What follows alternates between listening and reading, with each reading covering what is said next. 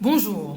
Alors aujourd'hui, nous allons voir quatre principaux facteurs de risque ou encore quatre principaux red flags que peuvent présenter les candidats lors d'un processus de recrutement.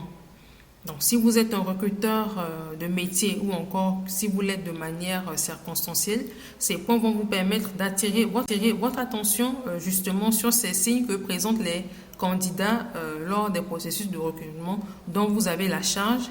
Et c'est des points sur lesquels il va falloir creuser profondément.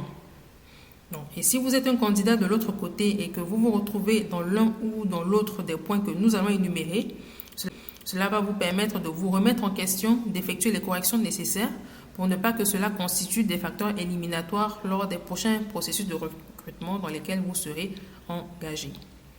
Donc, nous allons nous attaquer au tout premier point, au tout premier facteur de risque. C'est la période d'inactivité. Donc, de quoi s'agit-il? Donc, vous vous retrouvez en face d'un candidat, qui n'est plus en poste depuis, un certain temps. Donc, pendant une période plus ou moins longue. Et quand on parle d'inactivité, ça veut dire qu'il ne fait absolument rien du tout. Et lorsque vous lui posez la question d'entretien, il vous dit que justement, depuis qu'il a perdu son poste, il ne fait rien de ses journées. Donc, ça, c'est déjà un red flag. Pourquoi? Parce que déjà aujourd'hui, on confie des responsabilités aux personnes qui sont déjà occupées de manière idéale. Et une période d'oisiveté plus ou moins longue va vous faire perdre en tant que candidat. Vous perdez en technicité, vous perdez en rigueur, vous perdez en réactivité. Donc, plus la période s'allonge, plus ça devient un facteur de risque pour le recruteur qui va se poser la question, mais pourquoi depuis tout ce temps-là, personne ne vous a embauché et pourquoi est-ce que ce serait moi qui prendrais le risque en question? Donc, en tant que candidat, si vous vous retrouvez dans une période d'inactivité, donc ne restez pas oisif. Il faudra faire quelque chose, occuper vos journées, que ce soit de la formation, que ce soit de la consultance. Il faudrait que vous puissiez pratiquer une activité et mettre en valeur les résultats devant le recruteur pour lui montrer justement que c'est vrai que vous avez perdu votre poste, mais voici les activités que vous avez développées, voici les résultats que vous avez obtenus. Voilà.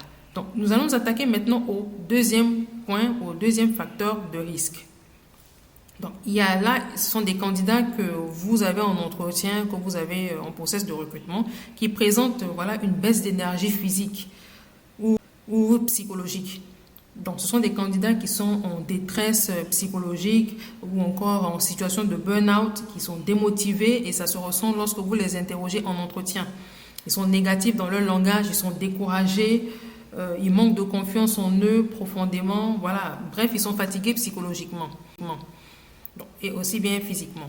Donc, si vous faites embaucher un candidat qui est dans cet état d'esprit, imaginez un petit peu l'impact qu'il va avoir sur le reste de vos équipes. Donc, c'est vraiment un red flag, c'est un facteur de risque.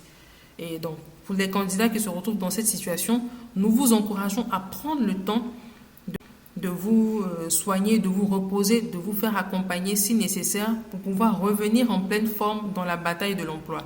Parce que si vous persistez à poursuivre dans les process de recrutement et que vous recevez des retours négatifs, cela va davantage empirer votre situation. Donc, une fois de plus, prenez le temps de vous reposer, de vous soigner avant de revenir dans l'arène. Troisième point. Là, il s'agit des candidats qui présentent un manque d'humilité.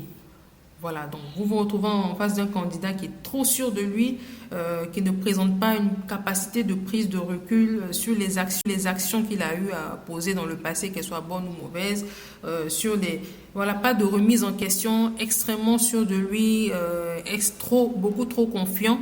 Même si on apprécie la confiance en soi, mais dans une certaine mesure, elle peut virer vers le manque d'humilité, l'orgueil.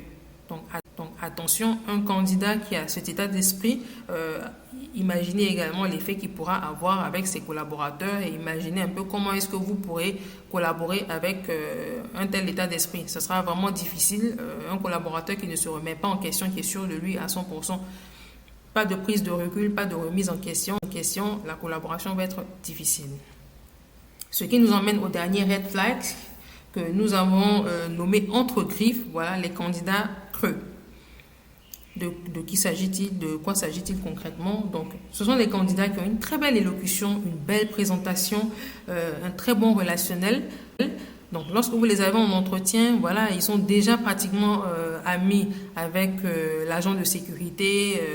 Voilà, ils rayonnent, très bien habillés, très drôles, souriants. Voilà, quelqu'un avec qui vous vous entendez déjà bien. Mais lorsque vous creusez un petit peu, vous vous rendez compte que techniquement, il ne démarre pas vraiment, il n'est pas vraiment capable de répondre, que ce soit voilà, des questions sur son métier, sur ses résultats, des questions techniques. Donc, bref, il ne démarre pas. Et pour masquer un petit peu voilà, ce manque de technicité, voilà, il habille avec un bon relationnel, avec une très belle présentation, élocution, etc. Et ce genre de candidat, souvent, on peut avoir un pincement au cœur en tant qu'être humain à s'en séparer, à les mettre de côté. Voilà, justement, en se disant, voilà, il rayonne, voilà, c'est un très bon candidat, un bon relationnel, etc. Donc, il faudra faire attention pour conserver son objectivité, conserver sa concentration en face de ce type de candidat et savoir revenir à sa fiche de poste, revenir à ce qu'on cherche idéalement. Donc, si ce sont des critères qui vous intéressent, vous pouvez aller dessus. Mais si c'est plutôt la technicité, donc il faudra faire attention avant d'avancer avec ce type de candidat. Donc, que ce soit du côté du recruteur ou encore des candidats. Donc, nous espérons que ces facteurs de risque, ces red flags que nous avons partagés vont vous servir, voilà, de part et d'autre, parce que qui dit facteur de risque dit doute. Et quand il y a doute, c'est difficile d'avancer.